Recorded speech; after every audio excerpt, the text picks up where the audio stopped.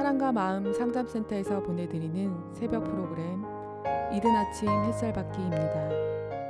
하나님의 말씀을 들으며 새롭게 되는 나를 체험하는 시간 되시길 바랍니다.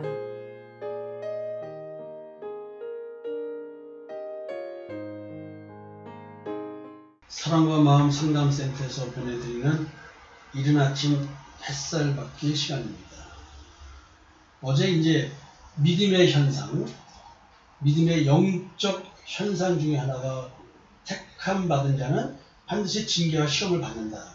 그래서 믿음의 영적 현상, 택함 받은 자가 받는 징계와 시험이라는 주제로 이야기를 시작하게 되었습니다. 잠언의 이야기를 여러분에게 말씀드렸죠. 그리고 솔로몬과 사울에 대한 이야기, 그 얘기를 통해서 하나님께서 징계하는 자가 어떤 자인지에 대한 얘기를 했습니다. 나는 그 아비가 되고 그는 내 아들이 되리니 저가 만일 죄를 범하면 내가 사람 막대기와 인생 채찍으로 징계하려니와 내가 네 앞에서 패한 사울에게서 내 은총을 뺏은 것 같이 그에게서는 빼앗지 아니하리라. 네 집과 네 나라가 내 앞에서 영원히 보존되고 네 위가 영원히 경고하리라. 사람의 막대기. 결국 내가 하나님 앞에 바로 서 있지 않으면 내 인간관계가 다 깨지고 어떤 사람으로 의해서 잘 될 수도 있지만 결국 그 사람으로 인해서 망하게 되는 그런 인간관계의 갈등, 또 어쩌면은 가장 큰 사람 막대기는 뭐냐면 남편과 아내입니다. 그리고 인생 채찍이라고 하는 것은 사람 삶이, 내 인생이 되는 일이 없는 거예요. 잘 되는 것 같아서 희망적이 없는데 가다가 어떤 일이 생겨서 꼭 망하든가 하여튼 어떤 형태로든 인생이 망가진다는 것이죠. 사람 막대기와 인생 채찍으로 징계해서 구원은 빼앗지 않는다는 뜻이겠죠. 하나님은 지금 솔로몬과 사울을 차별적으로 대우하고 계십니다. 여러분, 사울의 죄는 무엇일까요? 불순종입니다. 솔로몬의 죄는 뭡니까? 아직 저지르지도 않은 미래의 죄입니다. 사울은 불순종이라고 하는 이 죄를 통해서 하나님께 저주를 받습니다. 그 저주는 다른 게 아닙니다. 하나님께서 주의 은총을 빼앗아 버리는 거죠. 불명예스러운 죽음으로 왕위에서 자연적으로 자동으로 그냥 폐위되어 버리는 겁니다. 저는 그런 의문을 가졌던 거예요. 왜 사울에게는 하나님의 약속 안에서 왕직을 수행할 수 있게 하지 않으셨나요? 왜 죄에 대한 대가로 왕이라는 자리를 뺏으셨는가? 아버지의 빽이 일이 중요한가? 사울은 아버지가 없어서, 빽이 없어서 그런가? 아니, 금수저가 아니라서 빼앗기고 금수저라서 빼앗기지 않는 건가? 사울도 폐위를 안 하고 징계를 하셔서 초대 왕으로서 다윗에게 이어지게 할 수는 없었는가? 어쩌면 다윗에게 가지 않고 사울의 아들들에게 갔겠죠? 참 희한하죠? 그러면 하나님은 다윗을 왕으로 세우기 위해서 사울을 초기 혼란스러움을 다 해결하고 도구로 쓰시고 명실상부한 통일 왕국의 초대 왕으로서의 다윗을 원하셨는가? 어쨌든 잘 모르겠지만 도리어 솔로몬은 아직 저지르지도 않은 미래의 죄까지도 다 용서해 주시겠다는 전제에서 이렇게 다윗에게 말합니다. 아버지 빽이 이렇게 중요하고 금수저라서 이런 혜택을 주시는 건가? 하나님께서 주신 은총을 절대 빼앗지 않을 것이다. 즉 왕에서 폐위시키지 않겠다 약속하셨습니다. 도리어 하나님은 솔로몬이 그 어떠한 죄를 저지른다 할지라도 나라가 영원히 하나님 앞에 견고하게 설 수 있도록 해주겠다고 약속을 하십니다.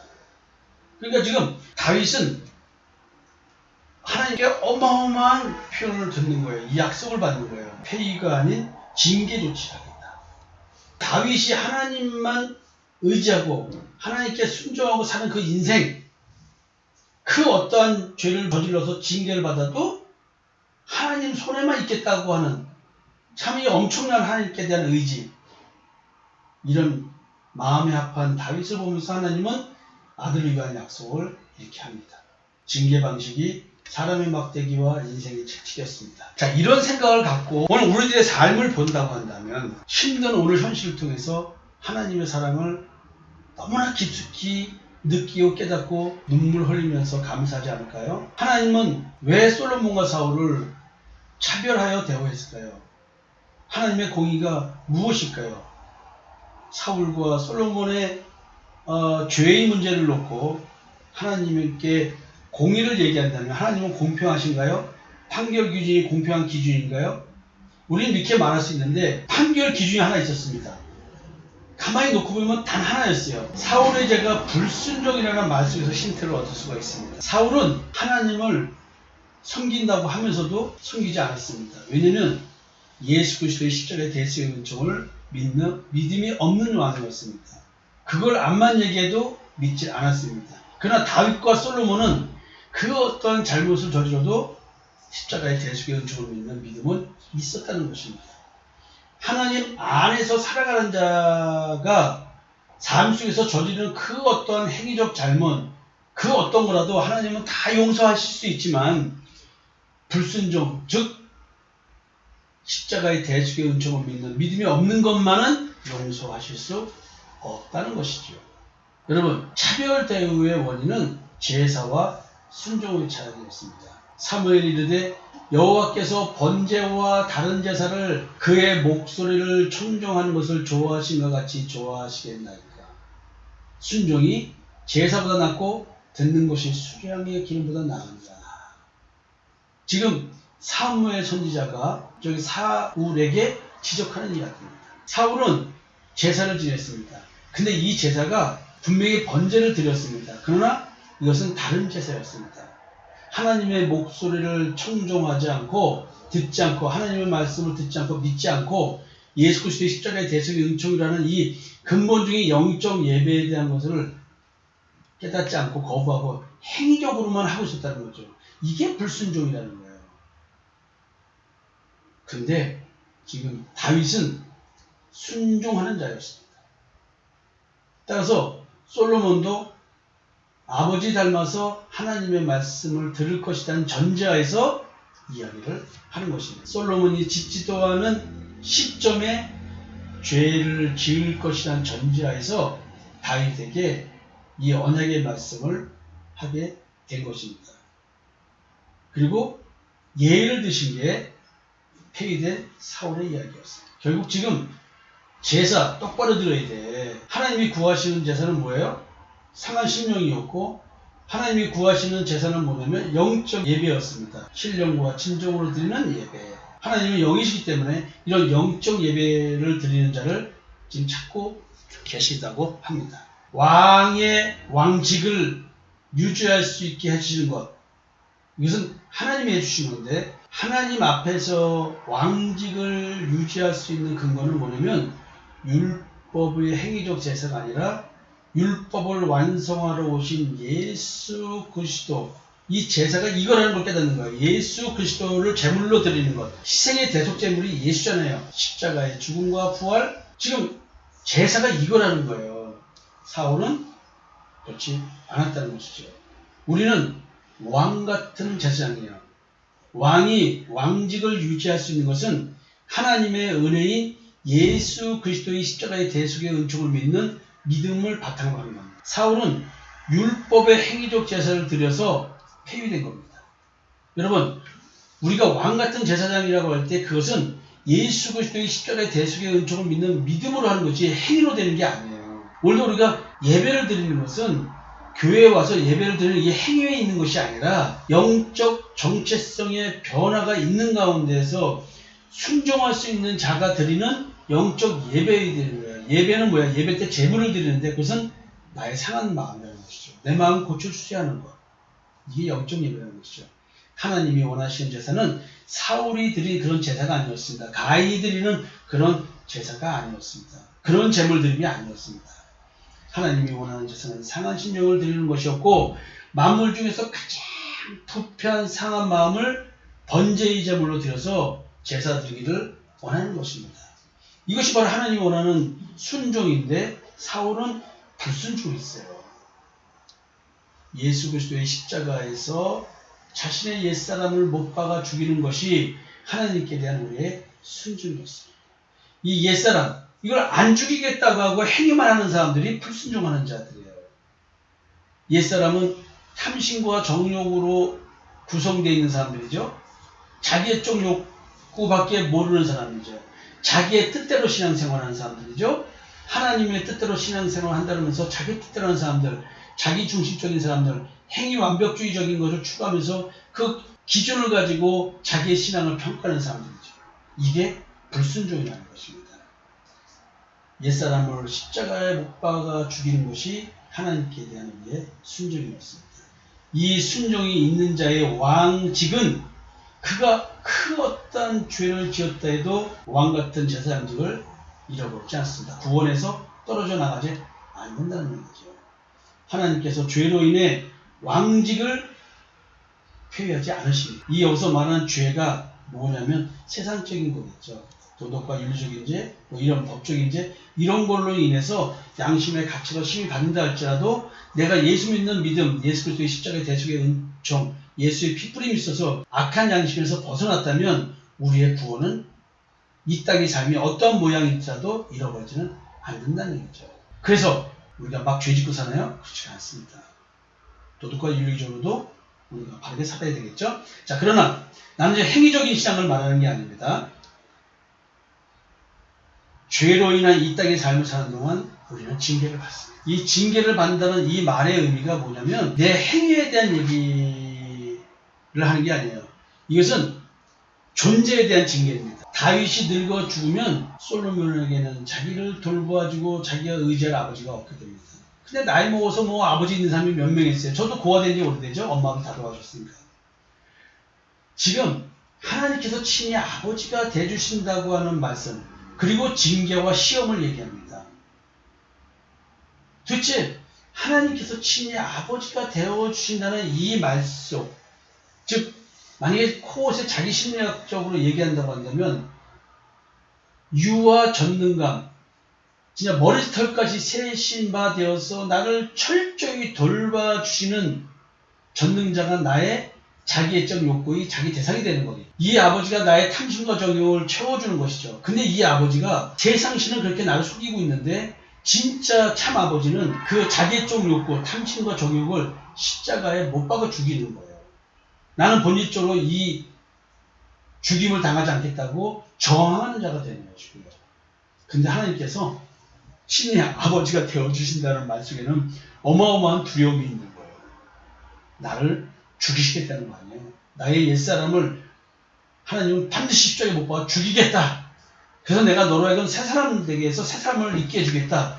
예수 그리스도를 믿는 믿음의 의를 갖게 해주겠다. 와, 이것은 어마어마한 하나님의 무시무시한 결단입니다. 송상모, 너 내 수에서 벗어날 수가 없어.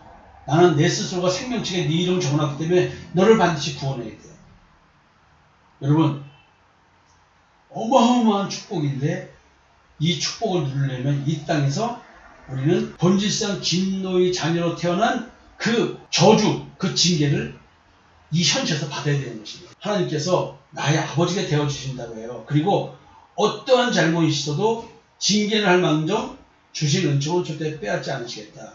내가 너를 생명책에다가 네 이름을 적어놨기 때문에 너를 이 땅의 삶을 갈아뭉개 한다 할지라도, 네가 깨닫지 못해서 갈아뭉개다 할지라도, 건강을 다 뺏어버린다 할지라도 너의 구원은 내가 잃어보지 않게 해줄게. 지금 아들을 놓고 아버지에게 말하고 있는 겁니다. 다윗에게 말하고 있습니다.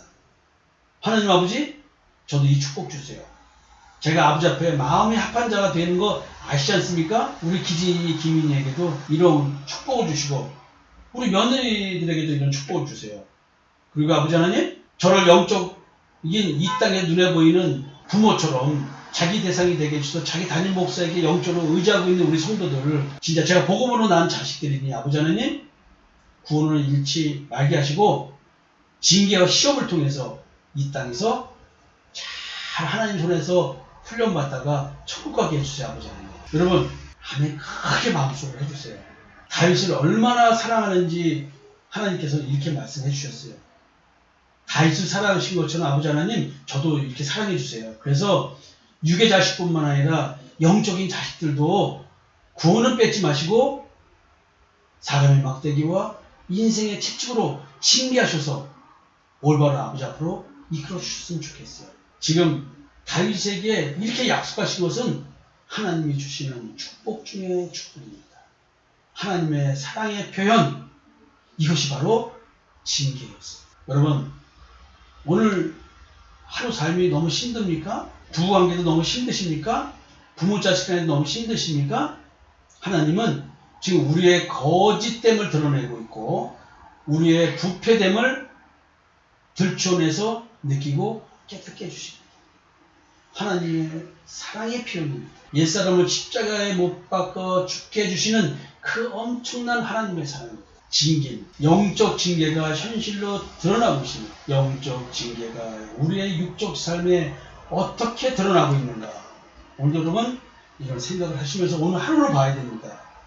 볼저다 하나님께 징계받는 자에게는 복이 있나니 그런즉 너는 젓는 자의 경책을 업신여기지 말지니라.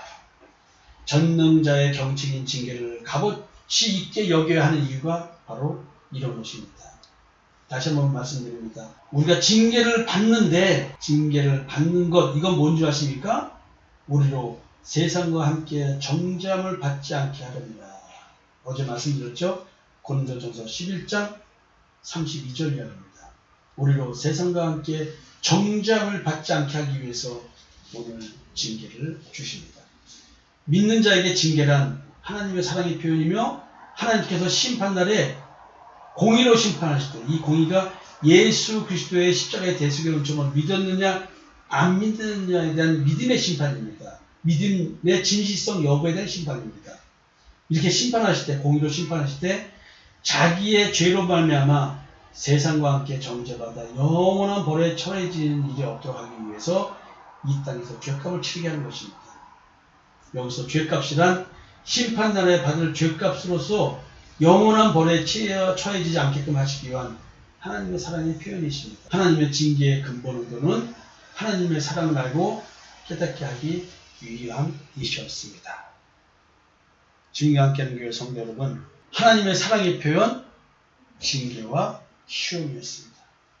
크리스찬이 받는, 예수 믿는 자가 받는 징계와 시험, 우리들의 힘이 축복된 축복 이겁니다. 근데 우리가 이 축복 이거를 제대로 못 느끼고 감각적으로 느껴지는 고통스러운 감각, 그 현실 그것만 바라보고 있다는 것이죠. 본질을 알면 우리는 오늘의 현실 충분히 이겨내고 극복할 수가 있습니다. 여러분 하나님의 사랑 많이 받으시는 하루가 되었으면 좋겠습니다. 감사합니다.